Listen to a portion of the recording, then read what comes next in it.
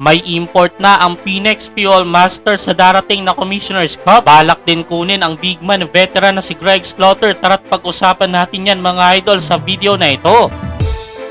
So this coming import conference mga idol, nagsimula nang magpalakas ang Phoenix. After ng one conference ni Coach Willie Wilson, may inassign na namang bagong head coach ang team. Ito nga po ay si Coach Charles Chu na huling naging head coach dito sa PBA para sa Converge Fiber. Official na nga yan mga idol, ipinost na yan sa mga social media platform ng Phoenix. Isang magaling na tactician na itong si Charles Chu, kaya good decision ito para sa Fuel Master. After ng balitang yan mga idol, 6 sa kanilang player ang tinanggal na sa kanilang team. Sina JJ Alejandro, Joseph Tahasian Manganti at ang dalawang veteran point guard na sina RR Garcia at RJ Hasul. Sila din mga idol ang kauna-unahang team ngayon sa PBA ang kumuha na ng import para sa darating na Commissioner's Cup. Ang import conference na no height limit kung saan malaya ngang kumuha ng malalaking import ang mga PBA teams. Bilang paghahanda nga at pagpapalakas, maaga ngang kumuha ng import ang Phoenix. Kinuha nila ang American player na si James Dike III, standing 6'10", 29 years old. Former teammate nila Justin Brownlee at TJ McDaniel sa Pelita Jaya sa Indonesian Basketball League. Maliban sa IBL, daming bansa na din ang napaglaruan netong si James Dike. Hungary, Germany, Israel, France at Ukraine. Ayon kay Coach Charles Chu, hindi daw ito ang best time na makakuha ng import dahil ongoing na ang season sa Japan, Korea at Taiwan. Pero maswerte pa rin daw silang nakuha nila itong si James Dike. Athletic ang import na ito mga idol, dominante inside the paint, mabilis gumalaw, may dissenting ball handling sa laki niyang 6'10" at may mga pamatay na mid-range jumper. Bukod dyan, solid rim protector din itong si Dike sa haba ng mga kamay niya. Madali niyang nasusupal pa lang mga sumusubok na atakihin siya. Ayon pa kay Coach Charles Chu mga idol, he already has experience and hopefully with his height and athleticism, sana matulungan niya ang Phoenix team this coming import conference. Maliban pa dyan mga idol, via IG stories ni Coach Charles Chu, isang larawan na kasama si Greg Slaughter na may nakalagay na caption na soon. Abay, exciting ito mga idol, seryoso talaga si Coach Charles Chu. Solid addition si Greg sa Phoenix kung mangyari man, lalo na't kulang nga sa bigs ang kanilang mga locals. Posibleng mangyari yan mga idol dahil madaming slots ngayon ang Phoenix team dahil nga sa pag-release nila sa 6 nilang player. Asahan na may mga susunod pang surprising move na gagawin etong Phoenix Fuel Master. Imagine with 6'10" import na samahan pa yan ng 7-footer coming from the locals. 37 na ngayon si Greg Zilla pero malaking impact pa rin, panigurado ang maibibigay nito sa isang team. Meron ka pang Jason Perkins na samahan pa yan ng ilang mga solid locals, Richie Rivero, Ken Taffen, Tyler Teo, Evan Nelly at marami pang iba. At malay natin makuha pa nila pabalik si Matthew Wright. Sana nga mga idol, 5 sunod na conference na silang hindi nakakapasok sa playoffs. Kaya with Coach Charles Chu, siguradong bubuo talaga ito ng pangdiin ng grupo para makasabay sa darating na Commissioner's Cup.